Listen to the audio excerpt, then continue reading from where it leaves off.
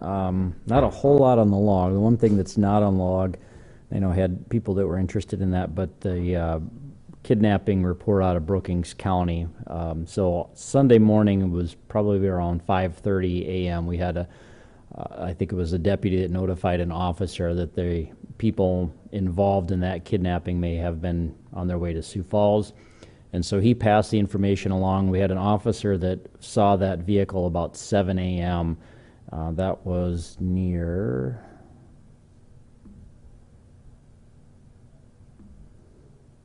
it was on, I think, Highway 34, but let me just double check.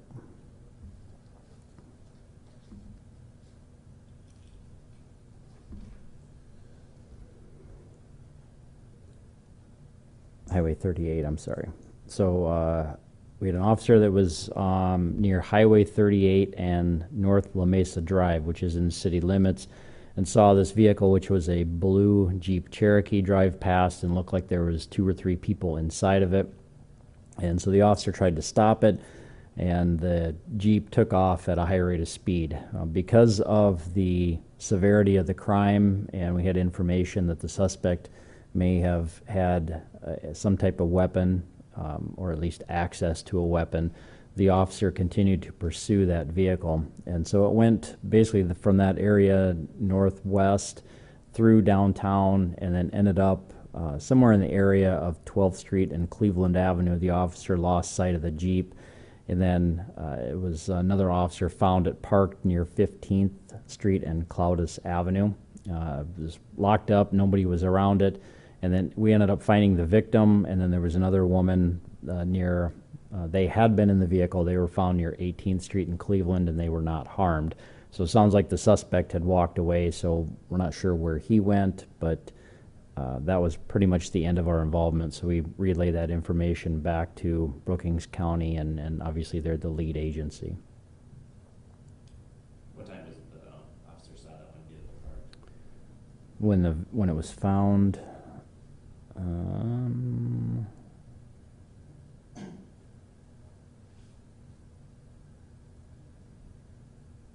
I think it was, I don't have the exact time on here, but I think it was around 7:30. Okay. Somewhere about that. So the chase happened at 7 a.m. Yeah, it was basically a half hour. Okay. Yep. That was Sunday, correct? Yep, early Sunday morning. What was that location, 15th and what? Where the car was found, 15th and Cloudus, Cloudas, Cloudus Avenue. Okay. And, sorry, then the victim, and then that other gal was found on 18th in Cleveland. Right, the 2 women that were in the vehicle were found at 18th and Cleveland. Were they just like on the street, or? They were walking. Oh, they were walking Yep. together? Okay. Yep. Do you have their ages?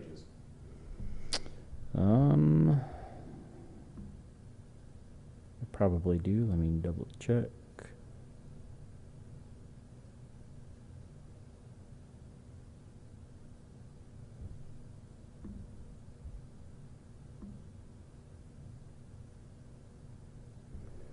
One is 22 from Sioux Falls, and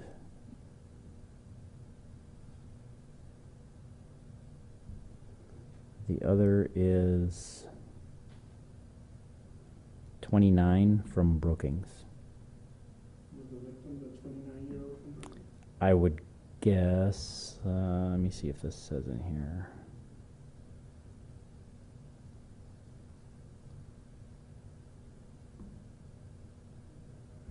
No, it was the 22. That was the victim, yep. The 22-year-old is the victim from the crimes that happened in Brookings County. And so the 29-year-old is also a victim, or was, how are they involved?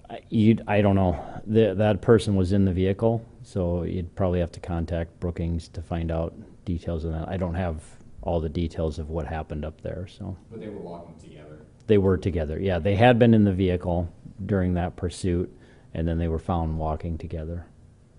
And I don't suppose we know any more information about why this happened or how. You'd have to check with Brookings about why, yeah. Didn't look injured or anything. There were no injuries, yeah.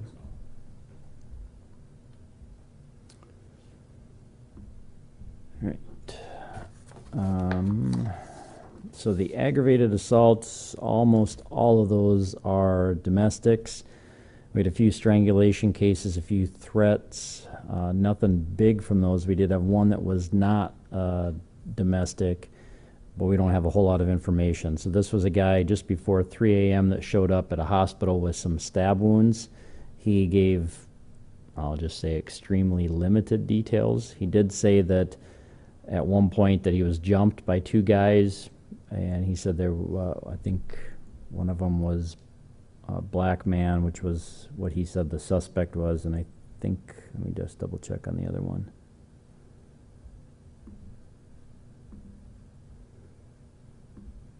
Make sure I get this right.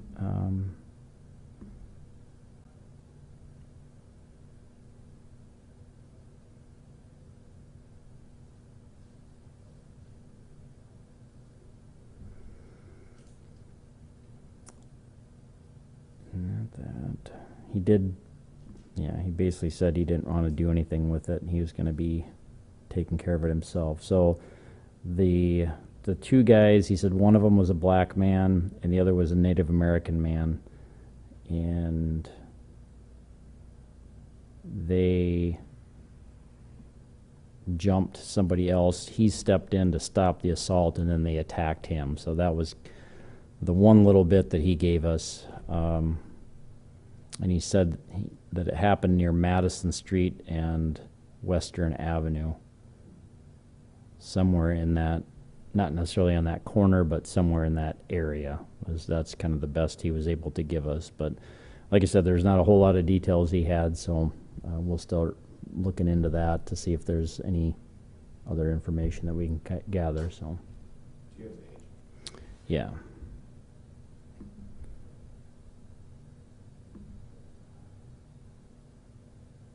He is 32 from Sioux Falls. And the description of the injuries? He had, it was basically his torso. Here we had 3 wounds to his abdomen, 1 on his back, and 1 on his side. They were non-life-threatening? Non-life-threatening, yeah. And I don't suppose that the person that he says he stepped in to help arrived with his hospital. No, it was a relative took him to the hospital, so there was nobody else that witnessed this, the assault.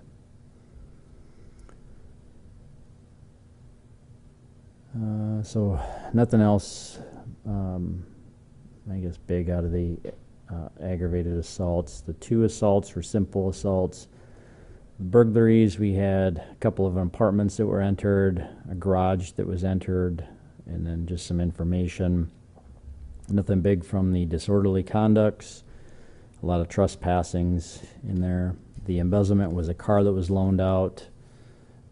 Family disputes, a lot of reports, and then protection order violations, but nothing serious from those. The forgery was a check. The fraud, we had a couple of script frauds, a few unlocked cars, and then a couple of bad checks. What would be classified as Like a prescription. It's, people altered the prescription. So 2 different places. Doesn't sound like it was probably the same people involved. Larcenies, not much out of those. We had a few unlocked cars. One of them, we had a handgun taken, some tools, some shopliftings, only 1 catalytic converter, but that was quite a while ago. They thought it happened before the 9th. Narcotics, no big quantities on any of those. The rape, both of those are reports. The robbery, the first one was, sounds like the victim knows the suspect, and the suspect, they were in a vehicle together, and the suspect had threatened to rob him. And then I guess he must have changed his mind and he let the victim go and didn't take anything from him. So no arrests on that one.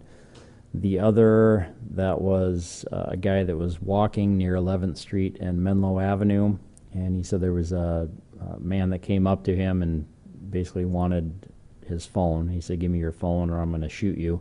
No gun was displayed, but the victim gave the phone and then continued on his way, and the suspect left. So the only information we have on the suspect is Native American, about 30s, 5'6", 150 pounds. Not a whole lot of other detail to go with that. No injuries. The sex offenses, all those are reports. Nothing big from the simple assaults, nothing suspicious from the unattended death. And the vandalisms, really nothing concentrated in one area. We had a few car windows and cars that were damaged, a couple of businesses that were damaged, but nothing, no high dollar amounts on any of those. That's all I have, unless you guys have anything else. They are still searching for the suspect in the kidnapping case, correct? Yeah, as far as I know, I don't know where Brookings is at with their investigation, but we were not able to find the suspect in that. So I don't know if he's been arrested or not. Do you know if any word on whether he's still in the area? I have no idea. Yeah, I mean, it's obviously we have his name, but I haven't heard if he's been arrested at all. So I don't know if he's still in the area or not.